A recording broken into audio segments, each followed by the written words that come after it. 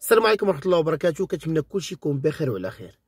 كلنا سمعنا بالقوانين اللي خرجوا ضد الاساتذه، كلنا سمعنا ان الاساتذه خرجوا في مظاهرات، وكانوا خرجوا نهار اثنين في مظاهره مليونيه في الرباط. كلشي شافها وكلشي تفرجها وما كاينش شي واحد منكم ما شاف.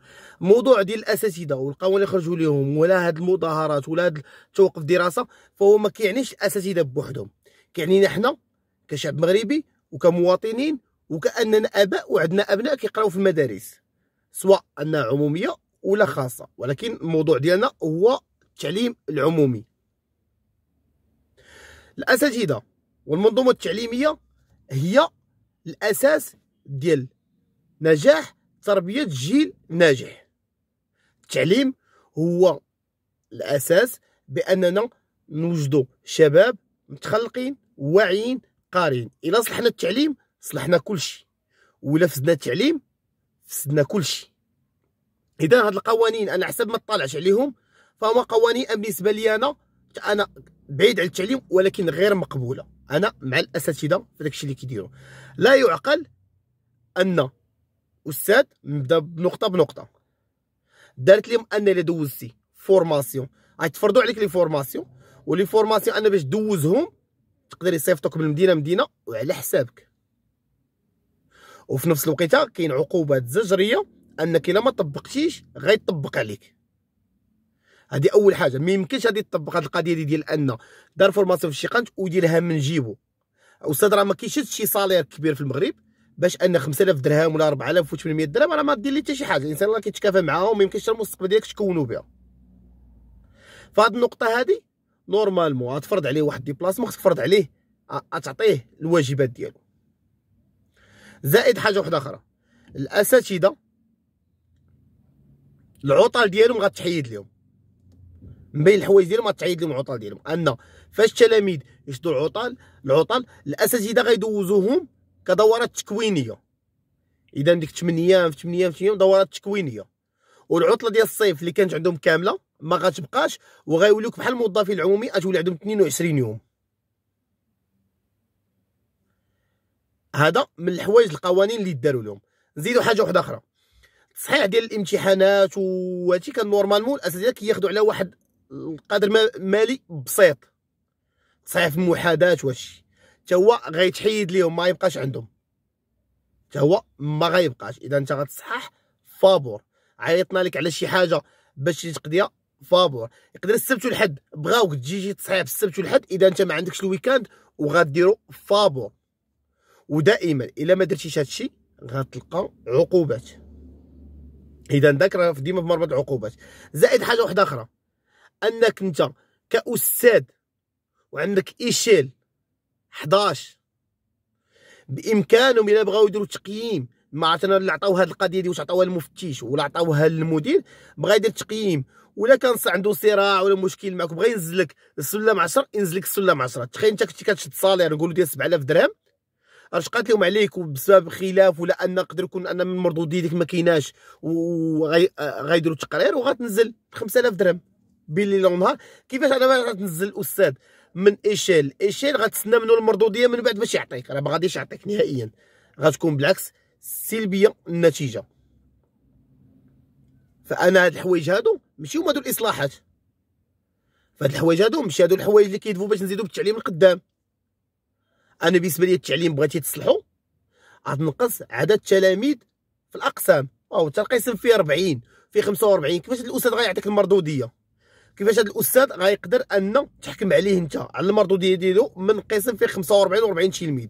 فرض في جميع المدارس العموميه التلاميذ ما يفوتوش 25 واحد في القسم الماكسيموم. زائد حاجه واحده اخرى، باغي تصلح التعليم انا بالنسبه لي زيد صالير الاساتذه. باغي تصلح التعليم زيد ان دير في وسط المدارس مكتبات كبار، وفي الوقت الفراغ التلاميذ ممنوع عليهم يخرجوا الزنقه. انا كندوز على مدارس كنشوف ان التلاميذ عنده حصه من الوقيته للوقيته وكاين فراغ، وعنده حصه موراها. ديك الساعه المكانه كيدوزها في الزنقه. اش تسنى واحد التلميذ يدوز الزنقه في حين ان المدرسه هي المكمل التربيه ديال الاباء. استاذ مكمل التربيه ديال الاباء، كيولي الزنقه كتدخل جزء من التربيه ديال الابناء، حتى هي كتدخل فيها. ديروا مكاتب وتفرض على ان التلميذ عنده وقيته خاويه غيمشي للمكتبه، غيمشي يقرا. ممنوع طرد التلاميذ الزنقه في الوقيته ديال القرايه. المنهجيه اللي كيقراو في جميع المدارس ان ديفلوبا وتطور المستوى كتسير الوقت ديالنا، ماشي ان حنا الناس كيطوروا والتعليم ديالنا كيرجع للور. راه مستوى متدهور ديال التعليم. هاد القوانين اللي دارت بالنسبه لي انا ما قوانين ما والو.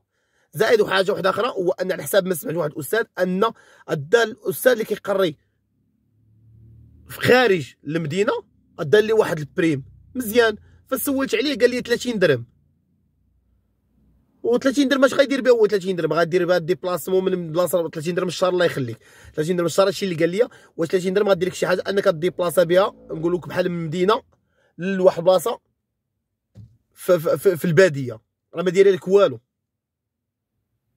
انا ما عرفتش واش بارطاجيت كاع المعلومات اللي نورمالمون داروا في القوانين ديال الاساتذه واللي كيأديوهم هما وخرجوا على قبلهم.